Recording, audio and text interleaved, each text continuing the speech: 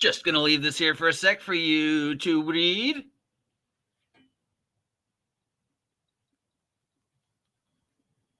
Okay, what's up, nerds? It's your boy, the OG GM, coming to you live from Site B at 8:36 in the morning on this, the third day of August 2024. It's about 72 degrees and sunny. It's Steve's, the cat's birthday week 2 years ago, the day before, as of August 1st. The little cat has been in my life, making it both wonderful and miserable. It's also my birthday tomorrow, and none of you have gotten me presents. I'm very disappointed, except actually I did get one present, which I'm still very thank you to Cal for sending me all the wonderful books. Thank you very much. We've got some more news out of yesterday's Gencon. An overwhelming amount of news regarding board games, especially returning big deal board games like HeroScape, Gloomhaven, HeroQuest.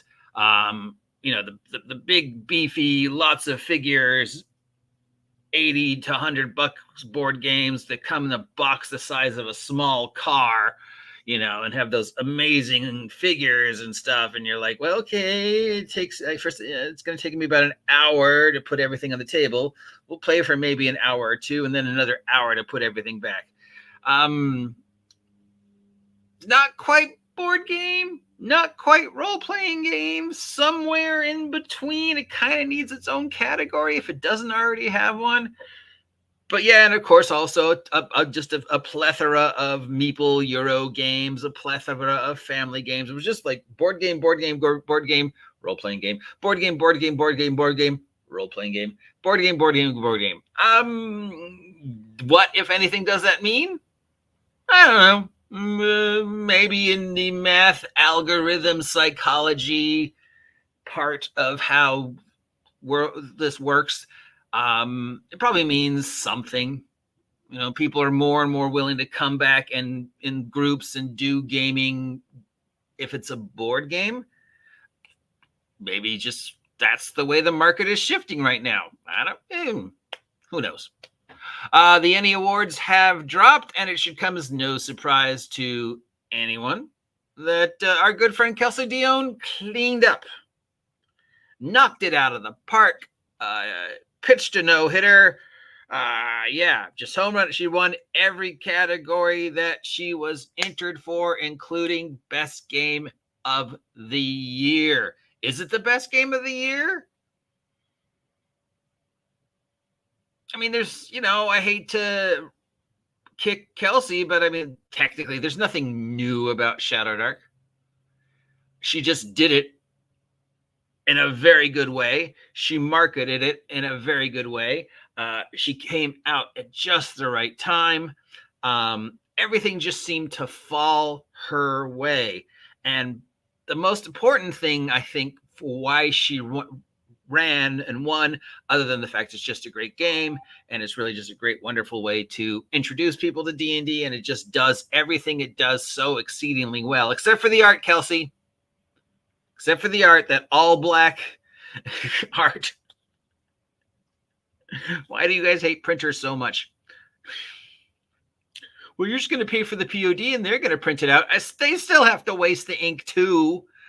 That part, half of the price is having to pay for the ink for the POD, right?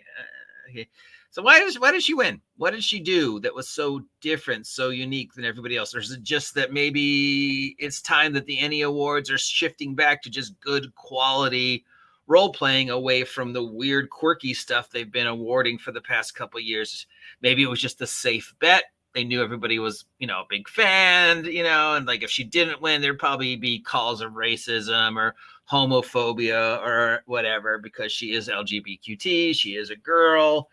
So I don't know. There's the ne'er-do-wells are going to say she won because she was a girl. The ne'er-do-wells are going to say she won because she's LGBTQT. The ne'er-do-wells are going to say she won because she was pretty and so many people white knighted her and stand her.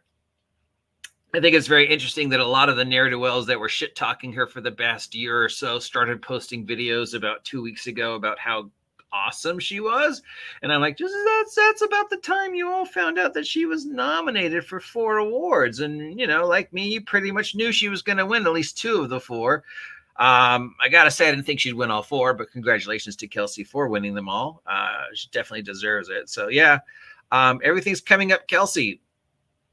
And of all the things that she did right, the best thing she did was nothing.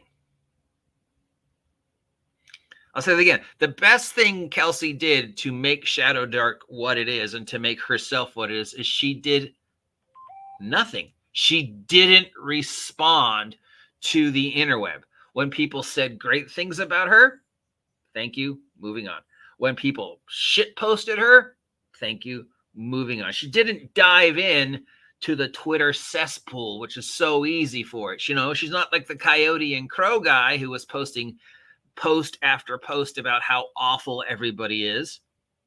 Nope, she just did her thing, didn't change, and I think that, amongst everything else, is why she won. But she's not the only winner, so let's go down the awards. But me just reading off words is very, very boring, so let me give you something exciting to look at while I'm talking, which of course means, because it is his birthday, Black Cat. Steve!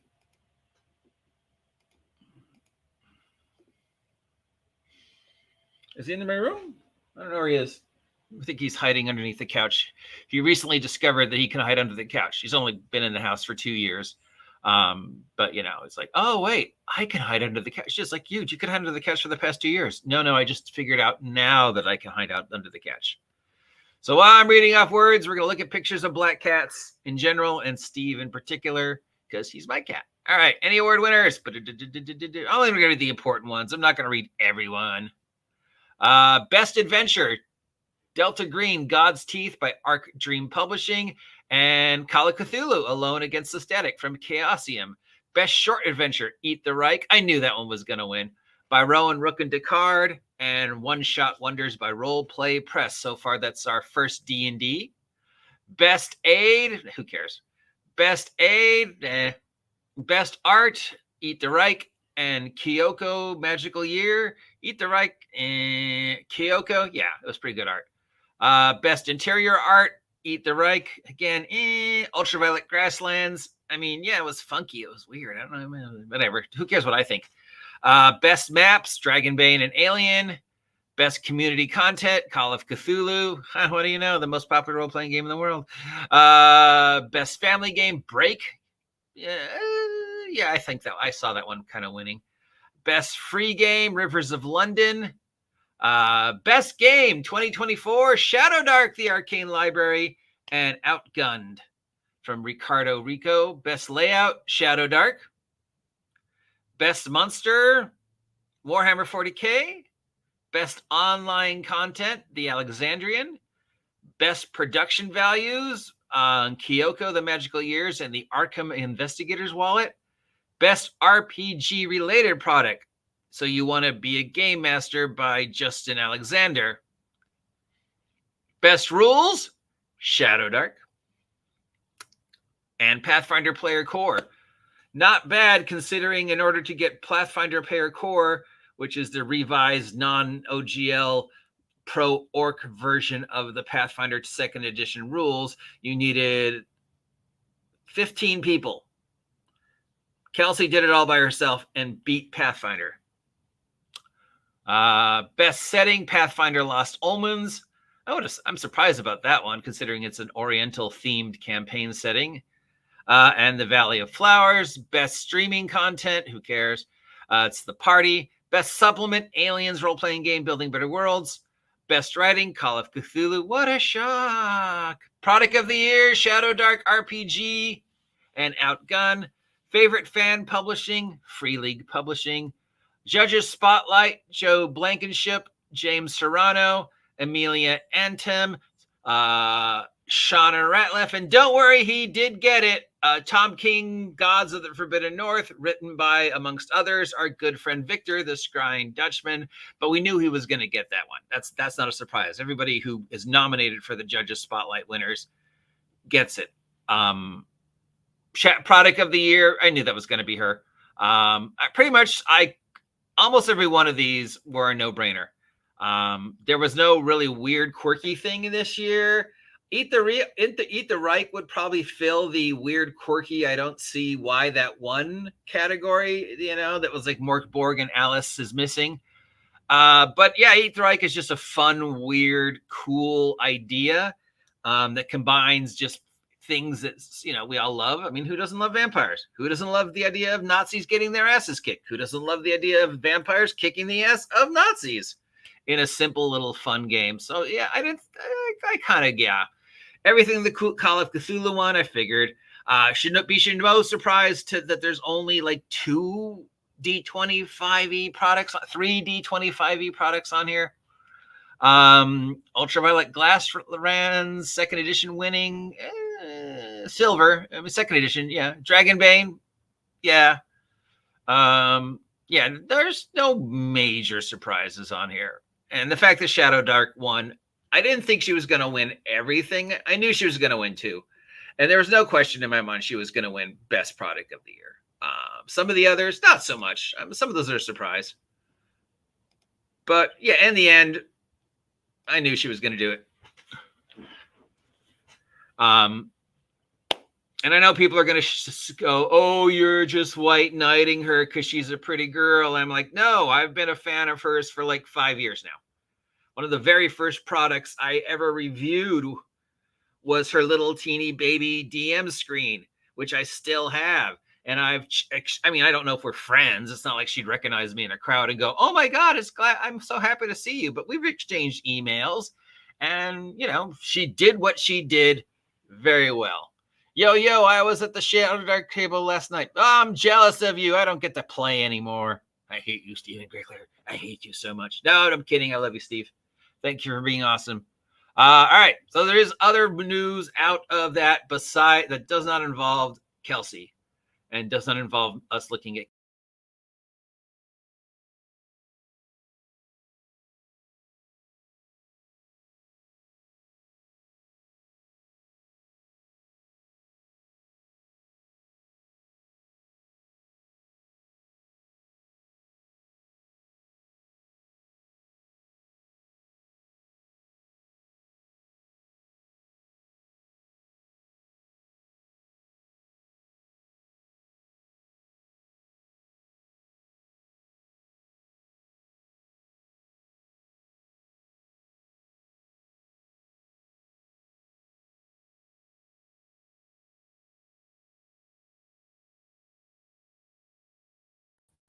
I think we're still live. I don't know what happened. Shadowdark. StreamYard just crashed for me. I apologize for that. I was saying, I think the last thing I said was hi, Stephen Glicker, and then I looked up and it was gone. But I guess it was still recording, so I apologize for the dead air. I need a new computer. All right. As I was saying, there was stuff that happened that had nothing to do with Kelsey, but it's Paizo stuff. I went over this briefly yesterday, and then some very nice gentleman called out some of the things I missed. If you are kind enough to call out my mistakes without making me sound like an idiot or else being an asshole about it, I'll more than happy to go back and fix it. So thank you to the gentleman or lady that called me out and said you missed stuff in regards to the Paizo announcement. So let's go over them again. This is from EN World because, they do a better job of me than I do of putting everything in the same place. So whatever, Starfinder 2nd Edition, and including the first stuff for it, we have Starfinder 2nd Edition Playtest Rulebook, Starfinder Playtest Adventure Cosmic Birth Tape, and Cosmic Playtest Scenarios 1 and 2 Shards of Glass are available wherever your Starfinder products can be found, including starfinderplaytest.com. So if you want to be part of the playtest, you can. What do you get for being part of the playtest? Well, you get free stuff from the site. How much are they charging for the playtest rulebook, or is it free? Let's see.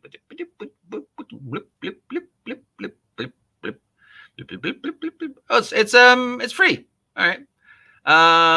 Or you can buy the playtest rulebook for $50.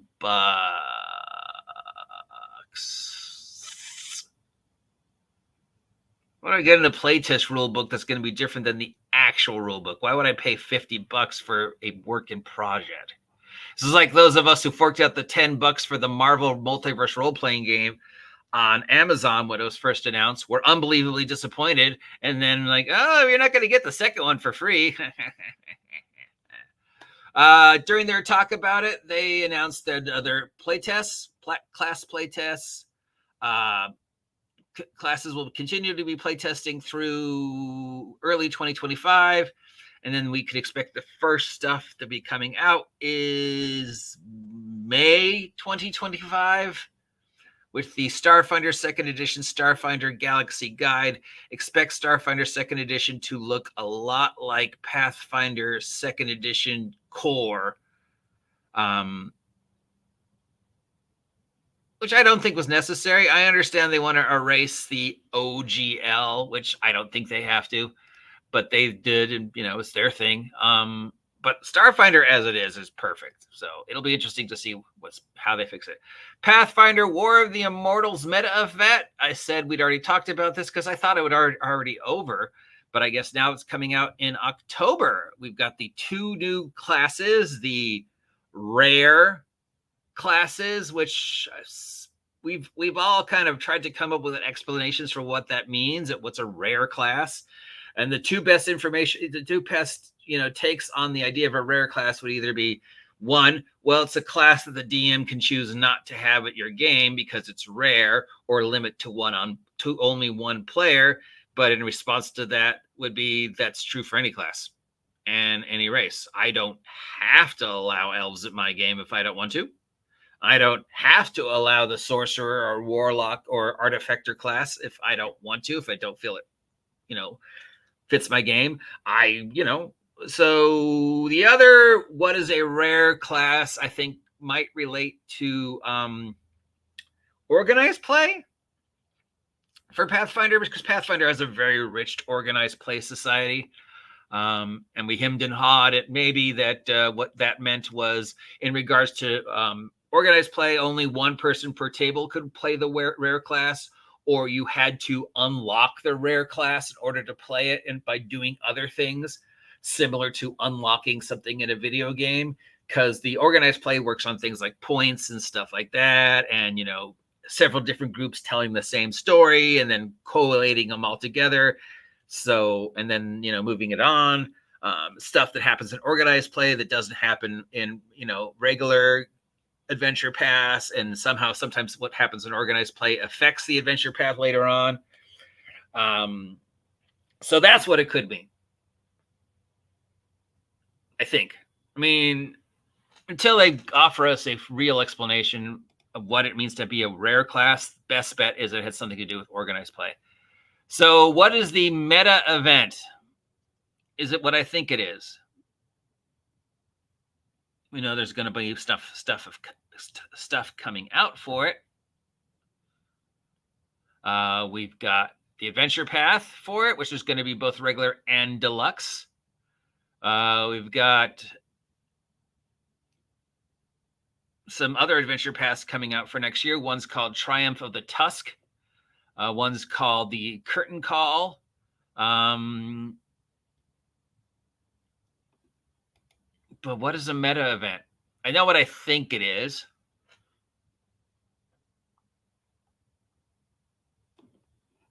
Looking to see if they give us a explanation for why they're calling it a meta event.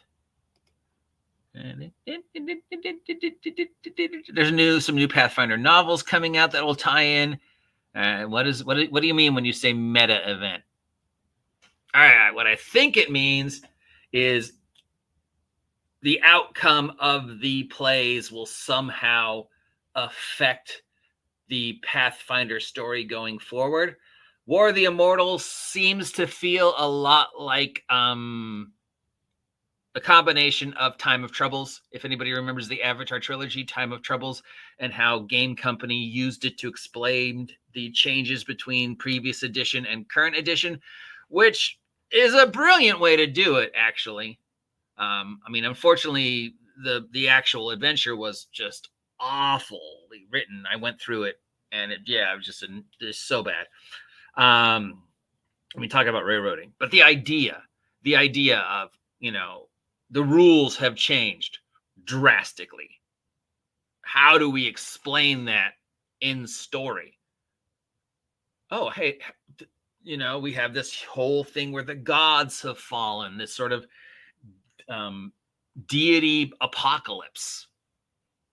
On paper, that's a pretty good way to do it. And it seems like that's kind of the same thing that we're seeing. The immortals fight. We're seeing the cosmology of glory and change. Some things will, maybe the god of peanut butter and jelly by the end of this is no longer the god of peanut butter and jelly. Now they're the god of French fries, So I think that's part of how they're going to do it. I think the other part is probably going to be how they explain changes between Pathfinder 2nd Edition and Pathfinder 2nd Edition Core, like the Drow Elves being gone. Oh, they're gone. And then, there never was any Drow Elves. It was always something else. So maybe that'll explain that, because on paper that just sounds dumb. What about all the Drow? No, there were never Drow. It was just a major advertising campaign by somebody else to get you to blame everything on something that didn't actually exist. But I am a Drow. No, you're not. It literally says on my character record sheet, race, Drow. No, you're not a Drow. But then, is my entire life a lie? Whoa. Do I not exist?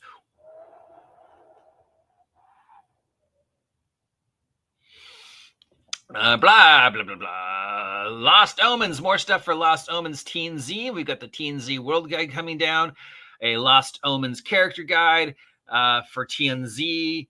If you're wondering why they say Lost Omens, I think Lost Omens is sort of the arc name for everything that's come out under 2nd Pathfinder. So just more stories or new stories or stories that explain why things might be different.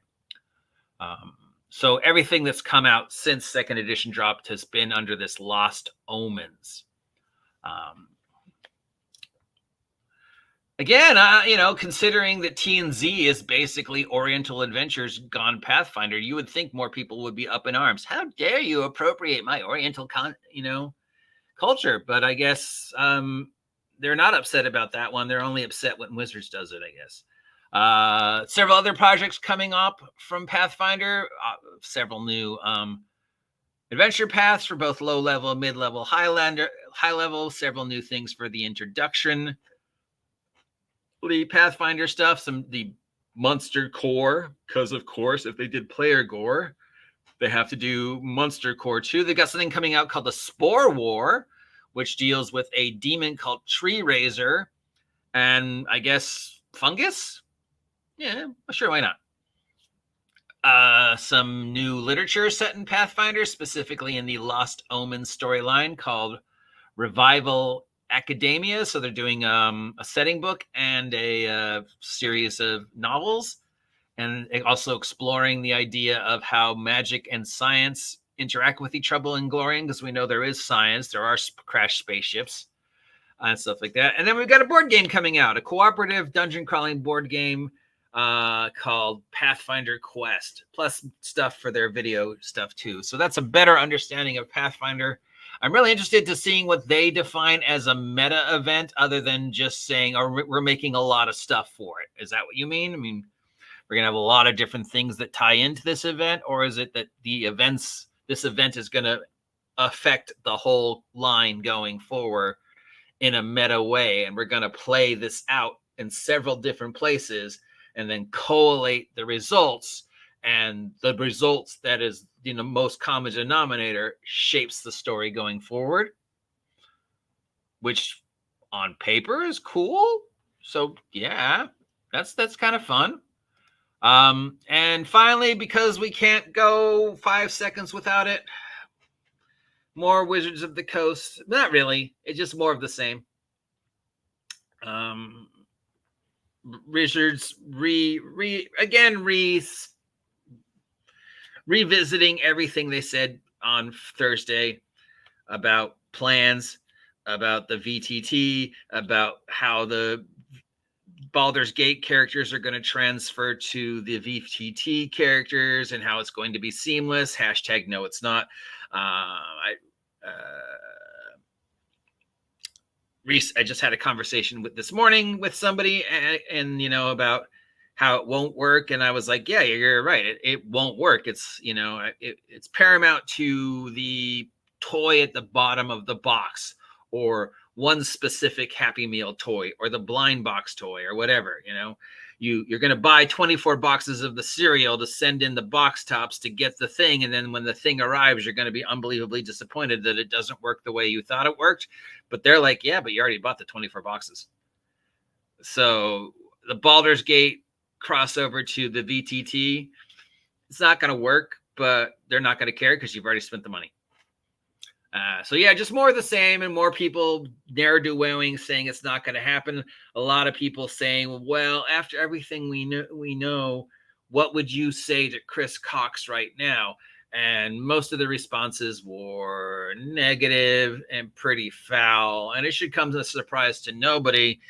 When I was asked, what would you say to Chris Cox today after everything you've heard? My answer was, how the could you screw up Power Rangers? I don't really fucking care that you're screwing up D&D. We know you were going to screw over D&D, but how do you screw up Power Rangers?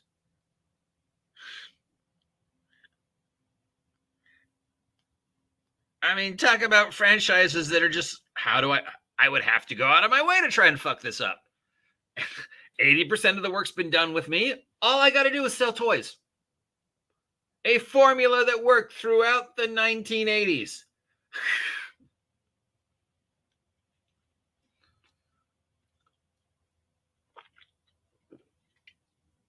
And yet somehow, Chris Cox, you managed to fuck up Power Rangers and Transformers.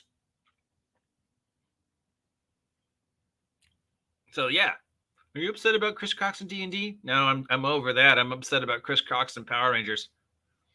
Anyways, that's everything that we have so far. Again, congratulations to Kelsey for kicking ass. I'm sure we'll have more news. We're still waiting for the Critical Role news, which will be, emotionally devastating. I assume there's other role-playing game companies there that we're going to have news? Question mark? So until later today or tomorrow, that's it. I'll talk to you. Don't forget, we're live streaming the birthday edition of my weird D20 game today at 3, I think. So stick around for that. Till then, have a great day. Stay safe. I'll talk to you later. I appreciate each and every one of you, except for that guy over there.